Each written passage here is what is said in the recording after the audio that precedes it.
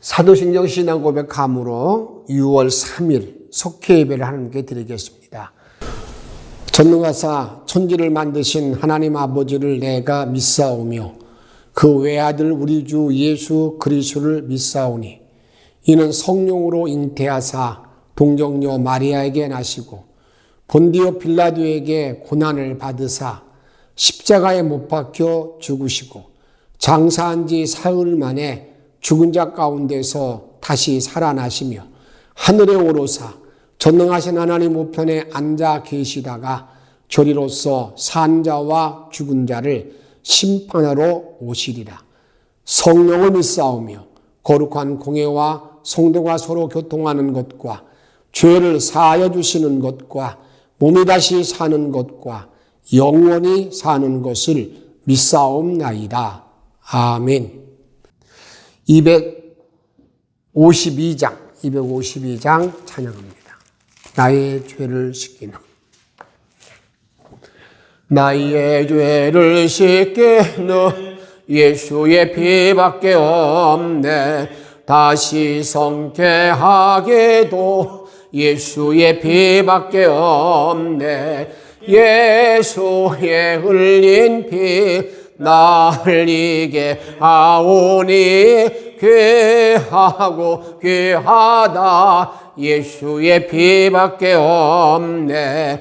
나를 정케 하게는 예수의 피밖에 없네. 사죄하는 증거도 예수의 피밖에 없네. 예수의 흘린 피 나리게 하오니 귀하고 귀하다. 예수의 피밖에 없네. 나의 죄속하게는 예수의 피밖에 없네. 나는 공로 없으니 예수의 피밖에 없네. 예수의 흘린 피 나리게 하오니 귀하고 귀하다. 예수의 피밖에 없네. 평안함과 소망은 예수의 피밖에 없네. 나의 의는 이것뿐 예수의 피밖에 없네. 예수의 흘린 피 나리게 하오니 귀하고 귀하다. 예수의 피밖에 없네. 영원토록 내 할 말 예수의 피밖에 없네. 예수의 피밖에 없네. 예수의 흘린 피 나리게 하오니 귀하고 귀하다. 예수의 피밖에 없네. 아멘. 마음이 가난하고 심령이 통회하는 자들을 권고하시는 하나님 아버지, 영상으로 가정마다 드리는 예배의 자리를 사모하여 함께하심을 감사드립니다. 속회 예배를 드리는 저희 모두가 진실된 마음과 정성으로 그리고 주님을 향한 경외심을 가지고 주님께 드릴 수 있게 하옵소서. 저희들의 숨쉬는 호흡까지도 믿음이 묻어나기를 원합니다. 불경한 모습들이 주님의 영광을 가리지 않도록 저희들의 마음을 성령님께서 주장하여 주옵소서.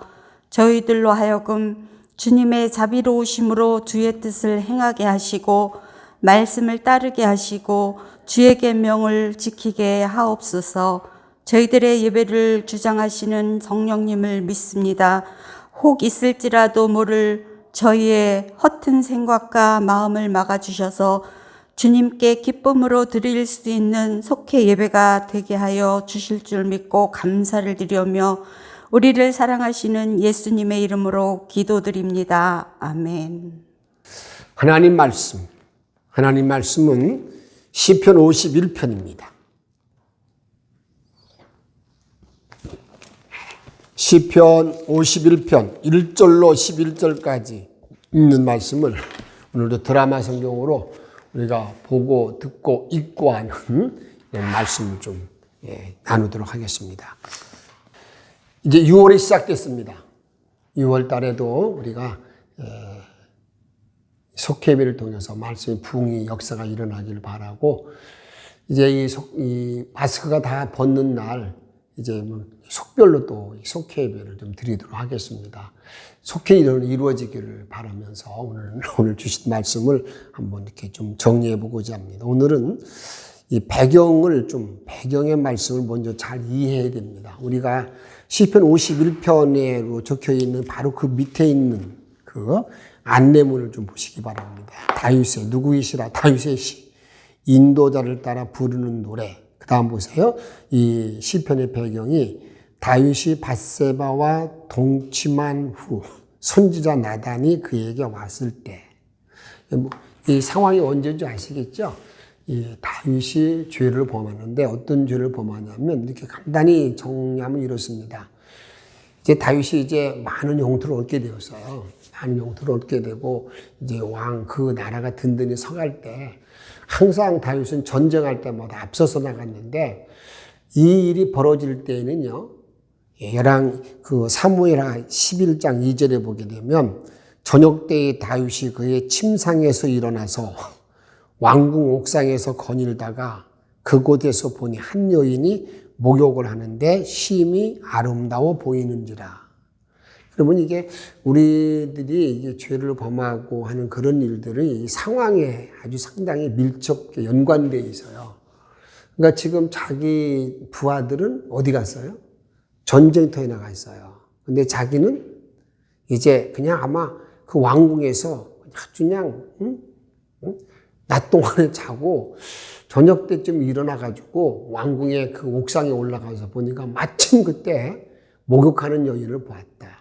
근데 그 여인을 보고 난 다음에 이 성욕이 그냥 충동을 일으킨 거예요. 이게 어떻게 보면 사단의 역사죠. 이렇게 해서 그래서 이제 그때 이제 그 여인을 불러와서 이제 동침하고, 그리고 난 다음에 그 부인이, 그 아내가, 그 여인의 이름이 밧세바인데 밧세바의 남편이 충직한 자기 부하예요. 그래서 이제는 그를 불러다가 이제 어떻습니까? 혹시라도 임신할지 모르니까 많은 계획을 꾸미지만 우리아라는 그 남편은요, 그 왕에 대한, 자기 친구들에 대한 그런 일 때문에 절대 자기 아내와 함께 가서 잠을 자지 않습니다.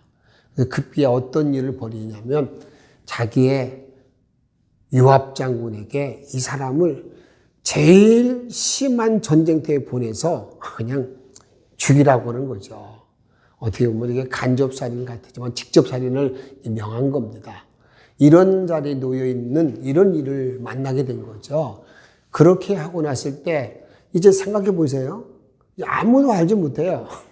더군다나 그것도 요압이라는 사람도, 그 장군도 왕이 말할 때에 이게 왕이 이렇게 했다 그런 게 아니라 그냥 전쟁터에서 자연스럽게 제일 전쟁에 앞서서 이 우리아를 내보내서 죽이고 난 다음에 왕의 신하 우리아가 죽었습니다. 이렇게만 보낸다고요.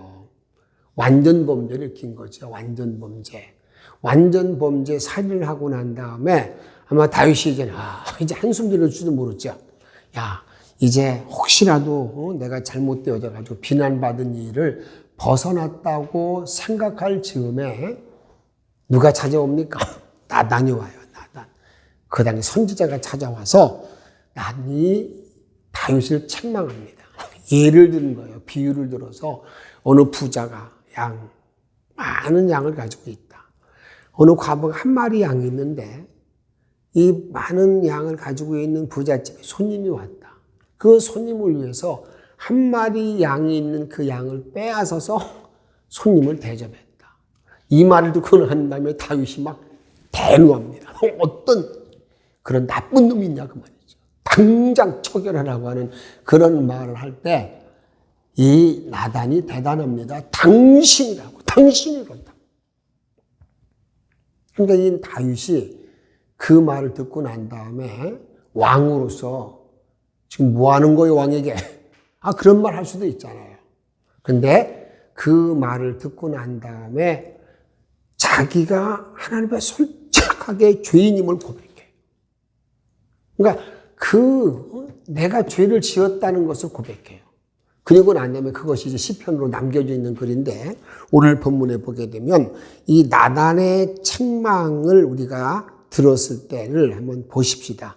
사무엘하 12장 9절 말씀 제가 한번 봉독해 드리겠습니다. 그러한데 어찌하여 내가 여호와의 말씀을 업신여기고 나 보기에 악을 행하였느냐.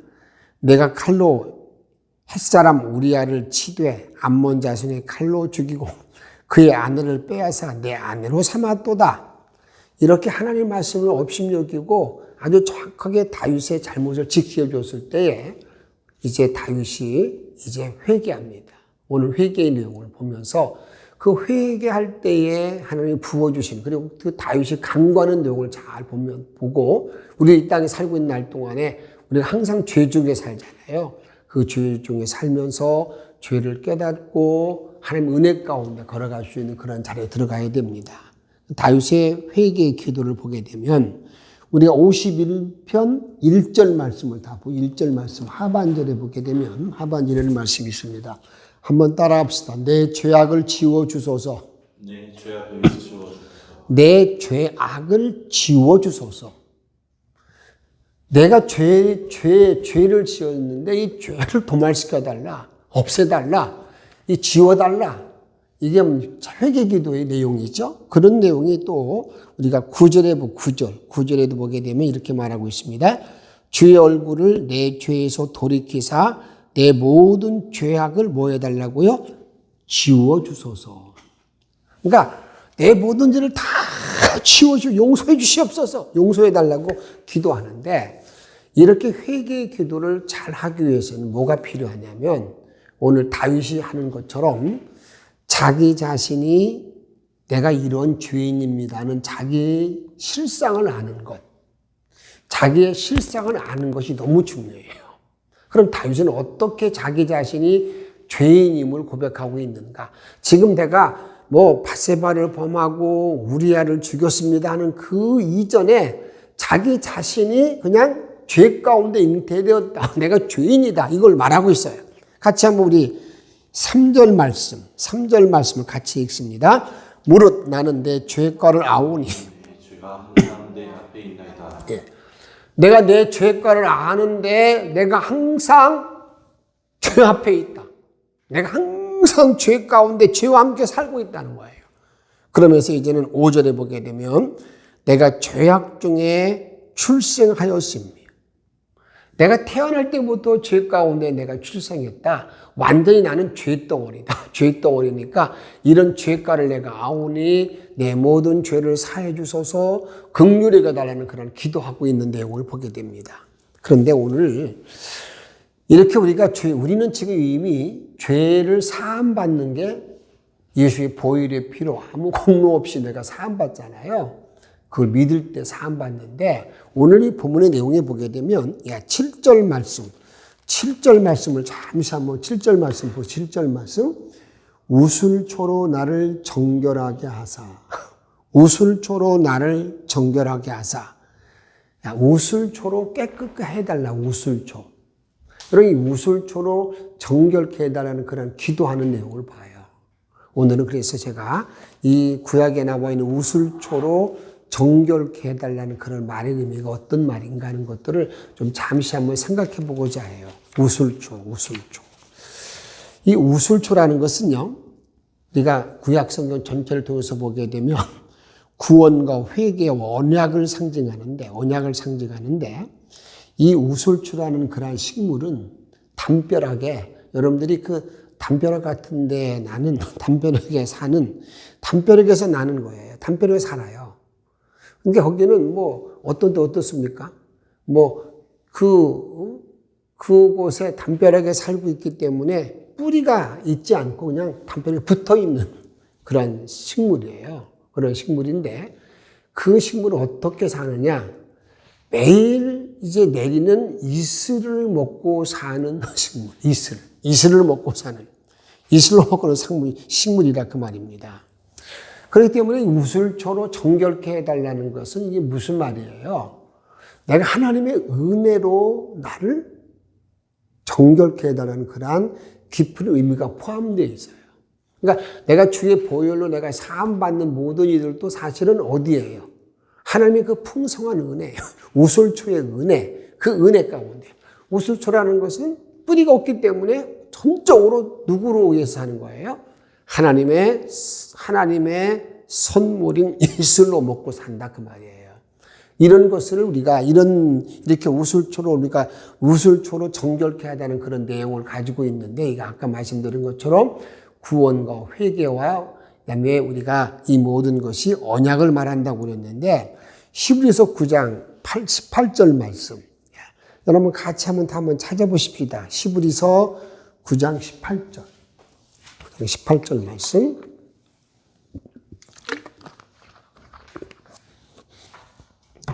찾으셨어요? 같이 한번 읽습니다. 이러므로 첫 언약도 피 없이 세운 것이 아니니, 우리가 이 언약이라는 피 이름 없이 사함이 없는데, 이 모든 것들도 이미 언약 속에 포함되어 있는 내용이라는 거예요. 예수가 이 땅에 오셔서 피 흘리심이 다 구약의 언약 속에 있는 거라 그 말입니다. 그런데 19절 보세요. 모세가 율법대로 모든 계명을 온 백성에게 말한 후에 송아지와 염소의 피, 물과 붉은 양털, 그 다음에 뭘 취하여? 우슬초를 취하여 그 두루마리와 온 백성에 뿌리며, 여기 보게 되면 여기 송아지 피, 염소 피 모든 것들은 주님의 그리스도의 보혈의 피를 말하는 거잖아요. 그걸 상징하는데, 그런데 거기다가 뭘 취했다고요?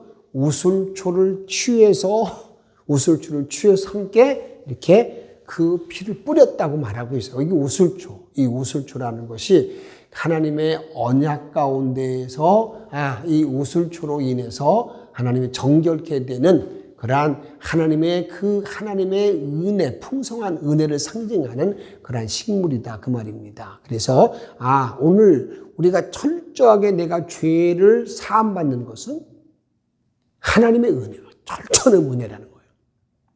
하나님의 은혜이면서 또 우리들에게 말하고 있는 건 뭐냐면, 우리가 회개할 때 내가 누구인가를 정확히 알아야 됩니다. 다윗은 자기가 누구라고 말하고 있어요?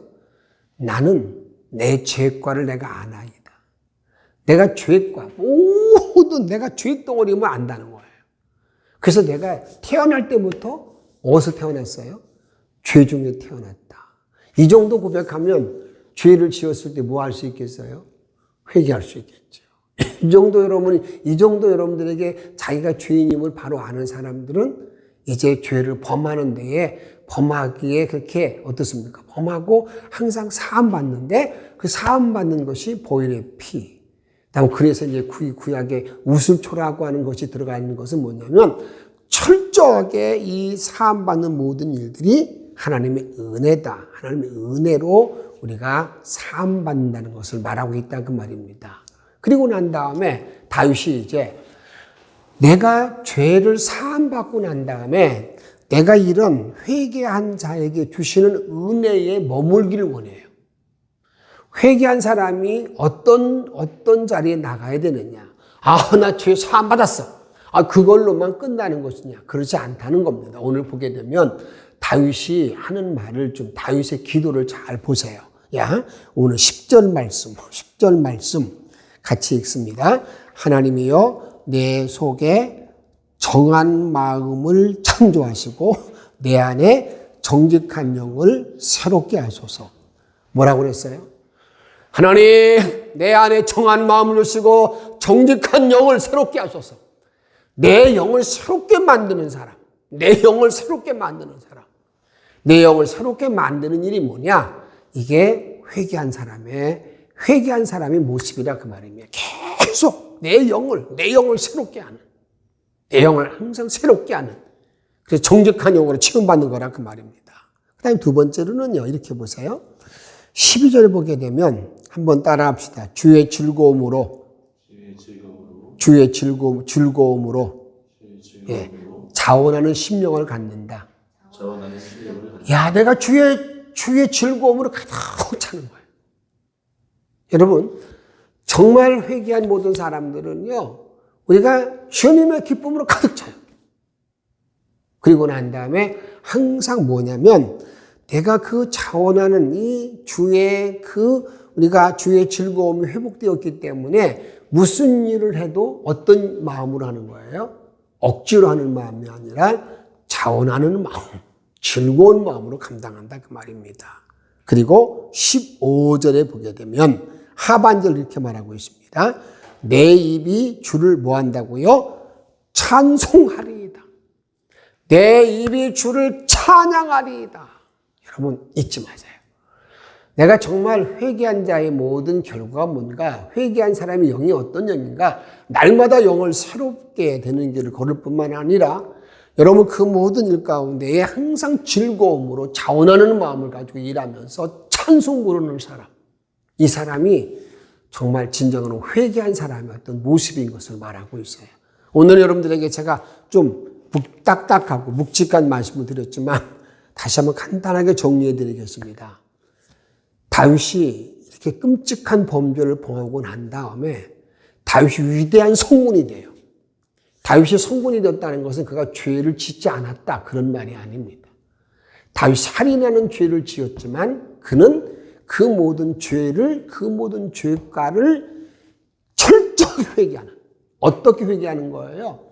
내 죄를 지워주소서, 내 죄를 도말해 주시옵소서 이렇게 기도해요.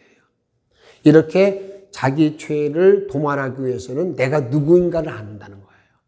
내가 죄인입니다. 내가 죄인이라는 걸 분명히 아는 거죠. 그리고 난 다음에 이렇게 용서받은 자의 삶은 어떤 삶일까? 항상 영이 새로운 삶으로, 즐거운 마음으로, 자원하는 마음으로 찬송을 부르며 사는 사람. 이 사람이 죄를 사함받은 사람의 길임을 기억하시고 이런 복된 자의 길을 걸어갈 수 있는 저와 여러분의 생이 되기를 주의 이름으로 축복합니다. 우리 함께 기도하겠습니다. 오늘 주신 말씀을 마음에 담고 기도할 때, 저는 오늘 여러분들에게 우슬초의 얘기를 해드렸습니다. 우슬초. 하나님의 은혜가 아니면 살 수 없다는 그런 깊은 의미가 포함되어 있는 그런 식물입니다. 이슬을 먹고 자라는 식물이에요. 내가 이 땅에 살고 있는 날 동안에 하나님의 도움이 아니면 살 수 없는, 내가 죄를 사함받는 것도 주의 도움이 아니면 살 수 없는 그런 깊은 의미가 포함되어 있어요.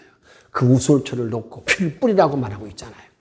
우리가 오늘은 하나님, 나도 주의 그 풍성한 은혜, 우슬초의 은혜 가운데 살게 하옵소서라는 마음을 갖고 함께 기도하도록, 내 죄과를 알고 회개하고 새로운 삶을 살기를 바라는 마음으로 함께 기도하도록 하십시오. 함께 기도하겠습니다. 나의 참 좋으신 하나님을 찬양합니다. 주의 그 영광이 나타난 은혜를 함께 도와주시기를 원하고 오늘도 함께 우리가 속회 예배를 들으면서 말씀을 나누었습니다. 오늘은 다윗이 그 끔찍한 범죄 주여 주님, 자기의 충직된 총을 아버지 신하를 아버지 살인하고 난 그런 후에 그가 나단이 책망했을 때 그는 그대로 받아들이면 수용합니다. 내가 죄를 지었습니다. 내 죄과를 도말하소서, 내 죄를 지워달라고 기도합니다. 오 주님, 우리는 이 땅에 살고 있는 날 동안에 정말 주님 앞에 철저하게 죄를 회개하면서 아버지 도움받는 자리에 들어가기를 원하며 이런 죄과를 철저한 회개를 감당하기 위해서는 항상 내 믿음의 길을 걸어갈 때마다 아버지의 뜻을 다 이루게 도와주십시고 우리들 모두 말씀과 은총 안에 주께만 영광 돌리는 복된 삶을 살아갈 수 있도록 주님 인도해 주시기를 원합니다. 성령의 날개 아래 이끌어줄 줄로 믿습니다. 주의 권능 아래 이끌어줄 줄로 믿습니다. 아버지 기도합니다. 하나님, 이렇게 죄를 사함받은 자의 모습이 어떤 모습인가? 항상 영이 새로운 삶으로, 항상 자원하는 심정으로 찬송 부르며 살아갈 수 있는 믿음의 종들로 인도해 주시옵소서. 이런 복된 길을 걸어갈 수 있는 영천의 모든 성도가 다 되어지기를 우리를 사랑하시는 예수님의 이름으로 감사하며 기도하옵나이다. 아멘. 370장 우리 찬양 드립니다. 370장 찬양 드리시면서 준비하신 속죄 예물도 함께 봉헌합니다. 370장입니다. 주 안에 있는 나에게 딴 근심 있으랴. 십자가 밑에 나가 내 짐을 풀었네. 주님을 찬송하면서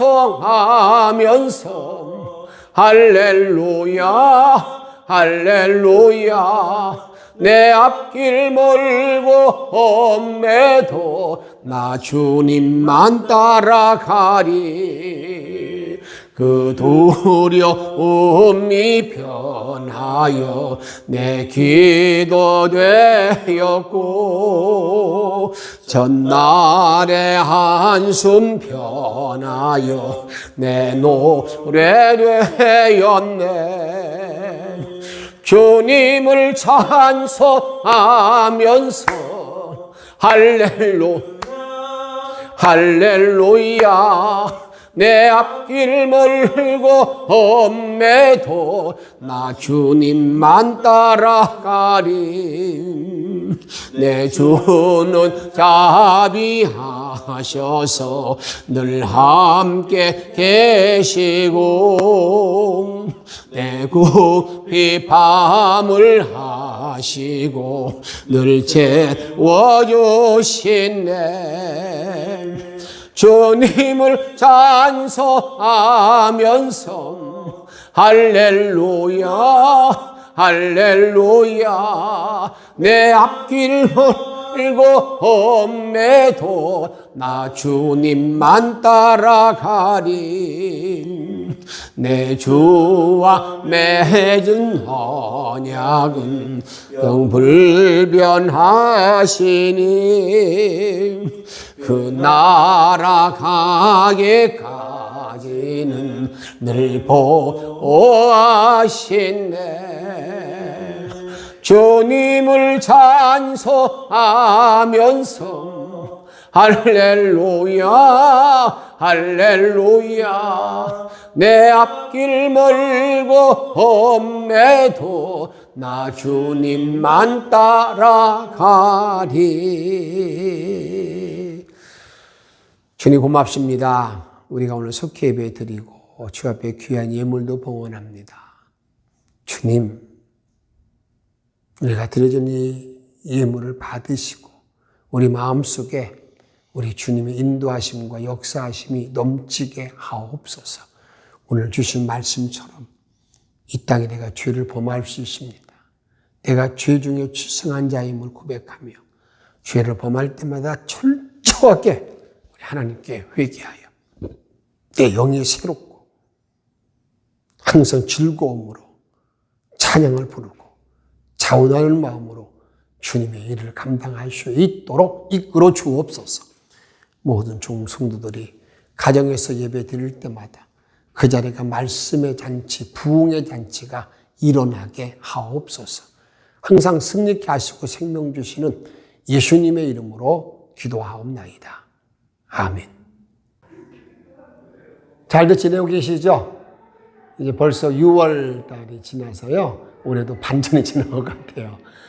오늘 알리는 말씀은 우리가 오랫동안 기다리는 하나의 파티가 있습니다. 옥상 파티. 우리 교회 옥상은 올라가 보면 참 멋진 곳입니다. 삼각산, 도봉산, 북한산, 저 수락산이 다 보이는 곳이거든요. 그런 곳인데 여러분들이 좀 옥상 파티, 날씨가 어떨지 모르겠지만 그 시간을 기다리고 다음 주일날은 옥상 파티를 하면서 그곳에서 오후 예배를 드립니다. 잊지 마시고 부탁드리고요. 그 다음에 우리가 6월 두 번째 주일부터는 식사를 하게 됩니다. 이제 오후 예배 식사를 하고 오후 예배를 드리도록 합니다. 주간 예배로 계속 드리게 되니까 이제 좀 마음을 잘 모으시고 지금까지 열심히 내지 못했던 것들을 다 떨쳐버리고 주께 가까이 나가 기도하며 승리하는 복된 시간들이 되어지길 바랍니다. 고맙습니다. 하늘에 계신 우리 아버지여, 이름이 거룩히 여김을 받으시오며 나라에 임하옵시며 뜻이 하늘에서 이룬 것 같이 땅에서도 이루어지이다. 오늘날 우리에게 일용할 양식을 주옵시고 우리가 우리에게 죄 지은 자를 사하여 준 것 같이 우리의 죄를 사하여 주옵시고 우리를 시험에 들게 하지 마옵시고 다만 악에서 구하옵소서. 나라와 권세와 영광이 아버지께 영원히 있사옵나이다. 아멘. 예수 나의 영혼의 구세주 영원 무궁히 주님만을 나 찬양하리. 다시 한번 고백합니다.